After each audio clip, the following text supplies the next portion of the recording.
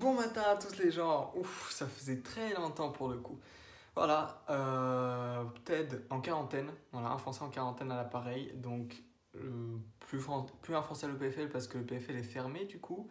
Et c'est pour ça que je fais cette vidéo, pour faire un petit point. Où est-ce qu'on en est du coup avec le coronavirus, avec ma vie, avec la vie de l'EPFL, etc. Donc, je pense que tout le monde sait à peu près un minimum ce que c'est le coronavirus et un peu la gravité de la situation. Sinon, je vous invite cordialement à sortir de votre grotte, cave ou ce que vous voulez et aller lire le premier journal venu. Donc, à cause de l'épidémie du coronavirus, il s'est passé pas mal de choses ces dernières semaines. Enfin, pas mal de choses. Il y a des choses qui ont été mises en place parce que techniquement, à cause du confinement, en fait, il s'est rien passé du tout ni dans ma vie, ni dans la vie de beaucoup d'autres gens, j'imagine. Donc, le coronavirus, j'essaie de me rappeler à peu près la chronologie des événements. Donc, nous concernons nous, les EPFéliens.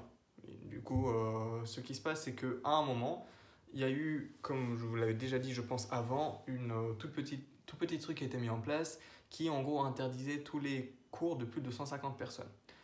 Donc c'était l'époque où déjà ça commençait à arriver, c'était déjà arrivé en Suisse et aussi en France pas mal, mais il n'y avait pas encore eu les grosses mesures de confinement, tout ça. Il y avait déjà eu à ce moment-là l'interdiction par la fédération suisse, je ne sais pas exactement les termes que je dois employer, du coup, voilà, des directives pour dire que tous les rassemblements de plus de 150 personnes, je pense, étaient annulés. Donc voilà, il y avait déjà eu l'annulation de pas mal d'événements, de soirées, de choses comme ça. Et du coup, ensuite, il y a eu les cours. Ensuite, pendant quelques temps, on se demandait ce qui allait se passer. Bon, plus le temps avançait, plus on voyait que c'était un peu la merde dans tous les autres pays, qu'ils commençaient à prendre des mesures de droite à gauche, que ça parlait de fermer les frontières, tout ça. Mais bon, on n'était pas trop sûr.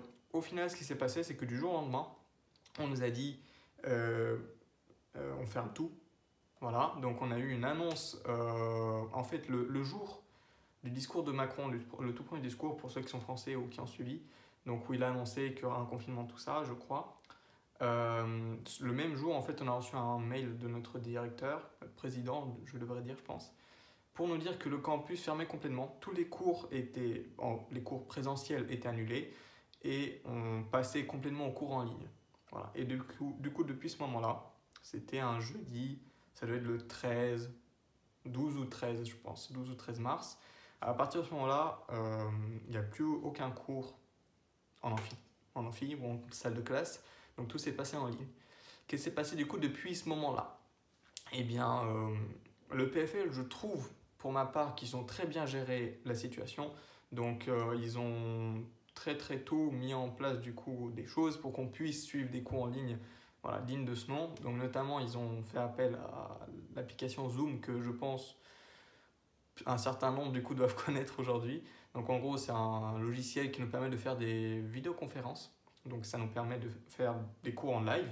Donc soit en live, soit le prof les enregistre et les met du coup sur notre site Moodle.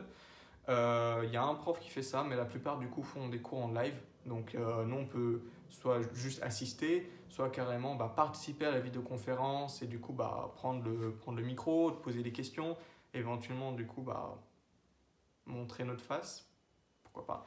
Et du coup les cours se font comme ça. Je trouve que l'application elle est super bien faite. J'avais jamais entendu parler de Zoom avant, mais le truc est assez bien fait, ça marche assez bien. Les profs avaient un peu du mal à comprendre comment ça marchait, mais je trouve il y avait assez du coup de matériel, il y avait assez de ressources derrière l'application pour qu'on fasse des cours dignes de ce nom. Ce qui a été le cas. Donc les cours ont été très très bien gérés, je pense, en tout cas par mes profs à moi. Ils ont continué du coup à nous faire les séries, les cours bien sûr, mais il y a eu des choses qui ont été mises en place, notamment pour compenser un des plus gros manques qui est le fait que les séries étaient annulées, les séries d'exercices, donc on n'avait plus accès directement aux assistants pour leur poser des questions. Donc on a mis en place soit des forums, soit des séances de réponse aux questions. En géométrie, on a ça, donc des séances en live. Mais dans tous les cas, il y a des trucs pour qu'on puisse continuer à poser des questions. Et du coup, comment est-ce que nous on le vit? C'est très bizarre. Voilà, donc c'est une période très bizarre. Donc il y en a beaucoup qui voient ça comme des vacances. Pas vraiment, on a toujours des cours. Nous, autant, je ne vais pas dire plus qu'avant, mais on en a au moins autant. Donc on a toujours des choses à faire en permanence. Pas cette semaine parce qu'on est en vacances. on a une semaine de vacances cette fois, donc c'est cool. Mais sinon, on a tous les jours des nouveaux cours, des trucs à faire, donc comme si on allait vraiment en cours. Mais pour autant, c'est pas pareil. Voilà, parce que déjà, pour ma part, je reste à peu près dans cette chambre, sur cette chaise de bureau, quasiment toute la journée. Donc ça n'a pas vraiment la même dynamique. Donc encore quand tu allais en cours, bah voilà, tu te levais, tu sortais de ta classe, tu marchais pour aller à l'autre amphithéâtre. Là, tu fermes la fenêtre Zoom et t'en ouvres une autre. C'est beaucoup plus monotone quelque part, c'est un peu plus dur à suivre de temps en temps les cours. Je me suis retrouvé beaucoup plus de fois en train de me dire ah pitié, mais j'ai qu'une envie que ce soit fini. Donc c'est plus dur aussi parce qu'il y a quand même moins d'interaction. Donc quand tu regardes un écran et un prof qui parle en live à un écran aussi, techniquement. Donc voilà, c'est pas la même chose. Voilà, les profs, du coup, ils savent pas si les gens les écoutent, ils savent pas forcément si les gens sont attentifs, ils ont aucun moyen de voir au moins si les gens sont intéressés. Donc au début, très souvent, ils nous demandaient est-ce que tout le monde m'entend et tout, est-ce que voilà, je vous ai pas perdu, ce genre de truc. Bon, ils essaient de rendre ça intéressant comme ils pouvaient. Notre prof d'algèbre, du coup, depuis quelques temps, il nous a même demandé d'activer nous-mêmes notre vidéo. Comme ça fait un peu plus d'interaction. Donc, bon, pourquoi pas, c'est plutôt cool. Du coup, bah, on peut essayer de se faire marrer. Jusqu'à là, on essaie de se faire marrer les uns les autres avec le... Il y a un chat, du coup, pour chaque vidéoconférence. Là, du coup, en essayant de mettre des arrière-plans rigolos. Parce que oui, dans l'application, il y a un mode pour incruster directement des images d'arrière-plan, comme si on avait un fond vert, mais sans fond vert. C'est pour ça que je dis que ça c'est bien fait. Et ça marche plutôt pas mal. Du coup, voilà, moi aussi j'ai des petits chapeaux rigolos que je mettais de temps en temps. On s'amuse comme on peut. Voilà, tout ça pour dire qu'on s'amuse comme on peut. Donc les cours suivent leurs cours, c'est le moins qu'on puisse dire. Un peu plus difficilement à suivre, mais on s'y fait. Et pour ce qui est de la vie en dehors des cours, ben, pour ma part, je suis resté en Suisse. Voilà, je pense que c'était la chose que les gens voulaient entendre. Donc, je le dis au bout de 7 minutes de vidéo, oui. Je suis resté en Suisse. À peu près tout le monde que je connais est rentré en France où ils habitent. Bon, pour la plupart en France, du coup. Mais moi, non. Donc, voilà, je suis resté dans ma chambre d'atrium. Dans ma colocation de 8, on est plus que la moitié. Et je me sens vraiment très seul. Donc parce qu'on a eu quand même d'autres directives qui ont été annoncées donc par la fédération et tout. Donc notamment, il se trouve que les rassemblements de plus de 5 personnes sont interdits maintenant. Donc dans la rue et tout, et dans les magasins, la plupart je pense sont fermés. Dans les magasins qui sont encore ouverts comme des supérettes, des supermarchés, tout ça, on a des distances de sécurité, on a un nombre limité de gens qui peuvent entrer en même temps dans un magasin. Donc voilà, il y a quand même des choses qui ont été mises en place, et notamment par notre résidence. On n'a pas le droit, par exemple, d'être plus d'un à la fois dans la cuisine. Voilà, donc ça veut dire qu'on a dû élaborer un petit planning. Donc on a chacun, du coup, une heure spécifique à laquelle on peut venir se faire manger. C'est un peu chiant, surtout que moi, je déjeune à 15h, du coup. Souvent, je crève la dalle en arrivant à 15h, mais c'est comme ça. Donc aussi, bon, bien sûr... tous les espaces communs quasiment, enfin des espaces communs en dehors des colocations, du genre, je sais pas, on a une salle télé, je crois, je l'ai jamais vu quelqu'un utiliser, mais on a une salle télé, elle est fermée, on a une salle d'études, elle est fermée aussi. Donc voilà, des choses qui ont été mises en place et qui font que bah, notre vie est... Bon, pour ma part, elle est très très solitaire, mais assez monotone, parce que comme je vous ai dit, je passe la plupart de ma journée dans ma chambre, je sors pour soit aller me faire manger, soit descendre en bas, faire des courses, mais c'est quasiment tout. Je sors des fois me promener, vu que le campus est vide, sinon je vais me promener à côté du lac, mais c'est tout quoi. Voilà, c'est un peu solitaire, mais bon, j'ai pas voulu rentrer en France parce que je me suis dit, au moment où je m'étais vraiment posé la question, tous les vols n'étaient pas encore annulés, je crois, donc avec un peu de chance, j'aurais pu en avoir un, mais je pense qu'il aurait coûté vraiment beaucoup, donc je devais rentrer dans tous les cas pour les vacances là, mais mes vols ont été annulés maintenant. Je pense que je pourrais toujours le faire si jamais je faisais une demande de rapatriement ou un truc comme ça, mais ce serait compliqué. Et dans tous les cas, le voyage serait directement, je pense, une certaine prise de risque. Donc voilà, je serais exposé en voyant d'autres gens qui seraient aussi dans cet avion. Et du coup, ce serait pas le plus sage, je pense, au niveau exposition des risques, au risque. Et oui, bah, j'aurais vu ma famille, mais voilà, c'est tout. Donc j'aurais été très content de les voir, mais dans tous les cas, en venant de Suisse, je pense que j'aurais dû quand même passer pas mal de temps seul pour, entre guillemets, en quarantaine propre. Euh, et voilà, ici je suis quand même bien aussi, donc je suis plus seul, mais j'ai tout ce qu'il me faut en fait. J'aurais pas eu par exemple à emmener tous mes. Enfin, je n'ai pas du coup à emmener tous les classeurs, tout ça que j'utilise, du coup, mon matériel de cours. Donc, ouais, j'ai à peu près tout ce dont j'ai besoin ici, moins la compagnie, mais voilà, du coup, ça aurait été peut-être plus compliqué que je retourne en France. Enfin, ça, c'est mon point de vue, c'est sûrement pas le point de vue de tout le monde. Et du coup, voilà. Ah oui, bien sûr, j'ai pas trop insisté sur la directive nationale. On n'est pas en confinement. En Suisse, officiellement, nous ne sommes pas en confinement. C'est pas comme en France où voilà, on doit rester chez soi et pour sortir, on a besoin d'un papier. Non, non, non. Officiellement, il n'y a pas de confinement obligatoire. Donc, ça veut dire n'importe qui peut sortir pour quelle raison il veut. Donc, il y a quand même des directives qui disent qu'on doit rester loin des uns des autres, tout ça, ce que j'ai expliqué avec les magasins.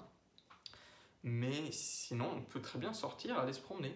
Donc, voilà, c'est pour ça que je le fais de temps en temps. Je vais me promener à côté du lac ou un truc comme ça pour m'aérer l'esprit parce que sinon, on commence à péter un câble si on reste tous les jours dans la même chambre. Et puis voilà, donc c'est ça la situation actuelle. Voilà le petit débrief. Je n'ai pas fait de vidéo jusqu'à là parce que ouais, ma vie n'était pas très intéressante. Je pense pas que vous aurez voulu avoir le journal de bord de tous les jours. Ouais, j'ai ouvert Zoom une fois, deux fois, j'ai fait mes exos d'algèbre, puis voilà.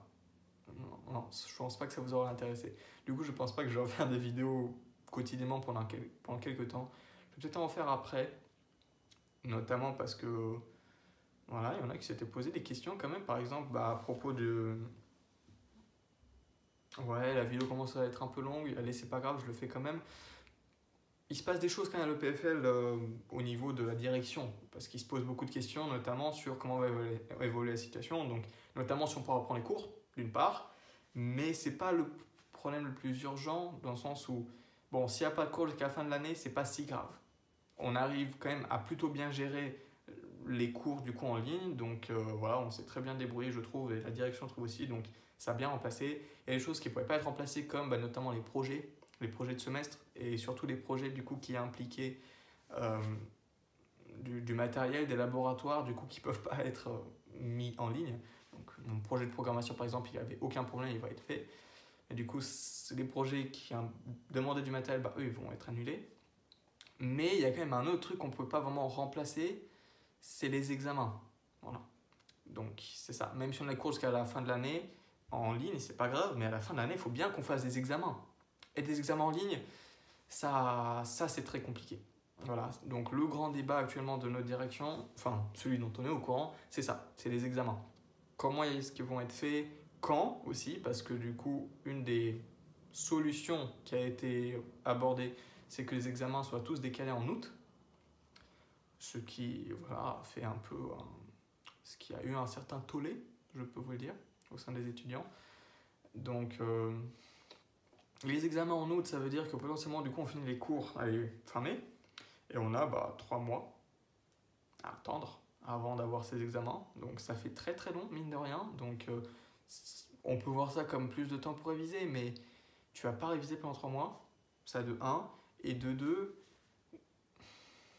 tu vas quand même oublier, tu vas plus être vraiment dans le rythme à la fin des 3 mois, donc ça va être quand même pas pareil. Mais voilà, le problème c'est que il y a des arguments pour et contre dans tous les sens, et à cause du fait qu'on est une très très grande institution et on a beaucoup de gens avec des situations très très différentes les uns des autres.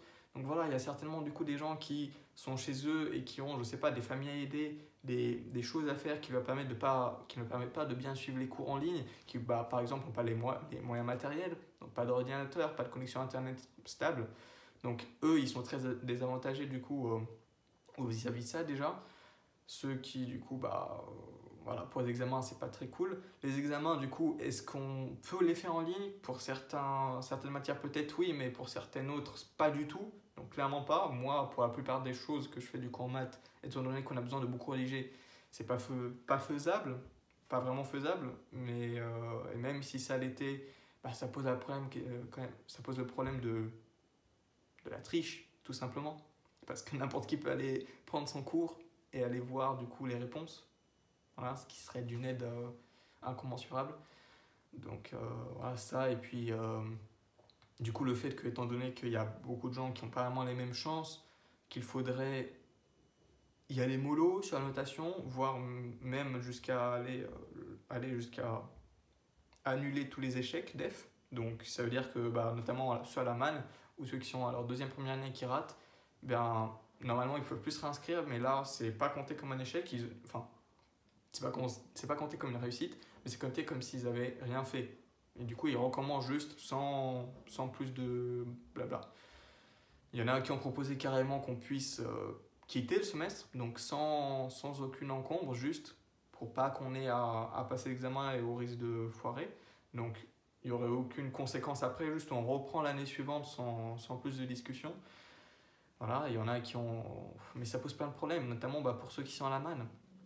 Si tout le monde passe, ça veut dire qu'il y aura beaucoup plus de monde en première année l'année prochaine. Et du coup, ça veut dire que déjà qu'on est beaucoup en première année, donc je sais plus combien, mais 1300. Ça va faire beaucoup plus de gens, ça va être très compliqué à gérer. Et du coup, s'ils veulent compenser, ça veut dire qu'il y a beaucoup moins de gens de l'extérieur qui vont pouvoir rentrer. Ça va poser pas mal de problèmes. Et même, voilà, un autre grand problème qu'on m'a demandé à moi, du coup, sur Instagram, comment on va se faire l'admission?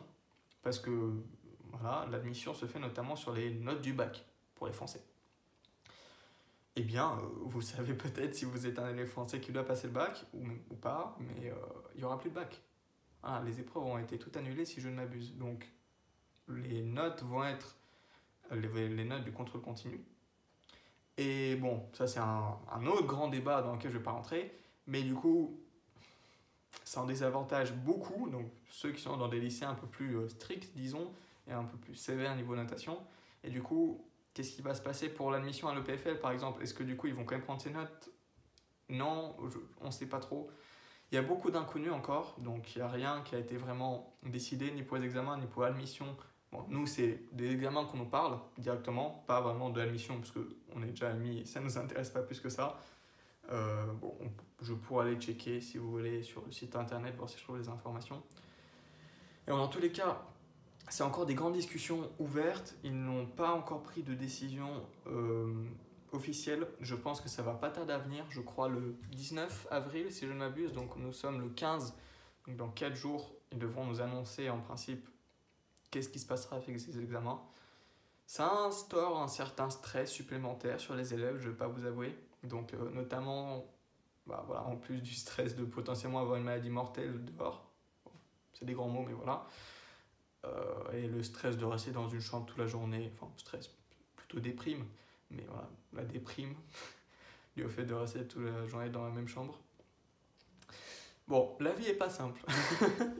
Donc voilà, je pense que je vais arrêter cette vidéo là, ça fait déjà 18 minutes, ça fait un peu long, mais c'est pas grave. Je vous dis bonne journée à vous. J'espère que vous, où que vous soyez, quoi que vous fassiez dans votre vie, eh bien vous arrivez à tenir le coup. C'est pas une période qui est facile, c'est facile pour personne, mais il faut qu'on reste toujours le plus chez soi possible, confinement obligatoire ou pas.